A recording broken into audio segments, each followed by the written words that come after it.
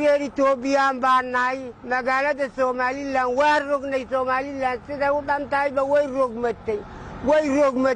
magaalada waan ku dhibanahay dadkii laana waan ku dhibnay Ethiopian baan nahay maanta magaalada waa rognay aan ka badanay waxaan ka codsanaynaa inay dawladdu ama dalkayaga ay nagu celiso ama ay meelna dejiso ayaan doonaynaa magaalada waan ku dhibanahay dadkii laana waan ku dhibnay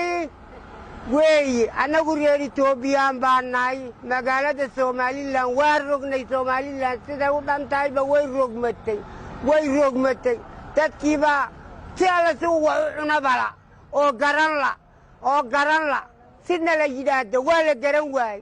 iyagiina way dhibayiin assalaamu calaykum dawladdu anoo taliso waxaan ka codsanaynaa magaalada Boorama dadka iyaga uu ku soo jabay yariya way waa la buuxaa bisayl baa la gurayaa qaydin baa la gurayaa magaaladii way rogmatay walaalayaal waa inaad soo gaadhin oo caawisiin wadanka iyaga nagu celisaa ama halkan ba nagu dejisaa nagu caawisaa Axmed Muuse Sheekh Xasan Axmed Buri wararka Home Cable